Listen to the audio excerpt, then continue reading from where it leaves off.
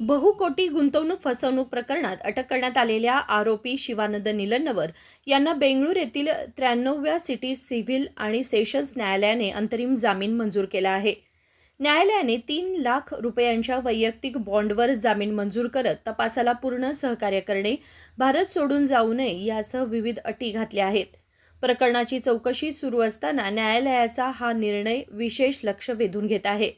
सध्या बेळगाव येथील हिंडलगा केंद्रीय कारागृहात असलेले शिवानंद निलन्नवर यांची सोमवारी किंवा मंगळवारी सुटका होण्याची शक्यता वर्तवली जात आहे. जामीन मंजूर झाल्यानंतर त्यांच्या समर्थकांमध्ये तसेच गुंतवणूकदारांमध्ये मिश्र प्रतिक्रिया उमटत आहेत.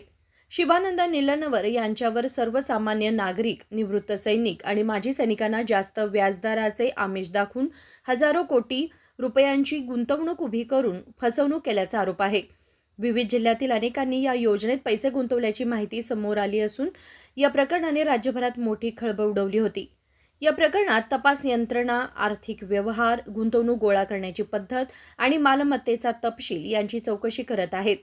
फसवणुकीच्या पार्श्वभूमीवर अनेक गुंतवणूकदार आपले पैसे परत मिळवण्यासाठी न्यायासाठी लढा देत असल्याचेही दिसून येत आहे.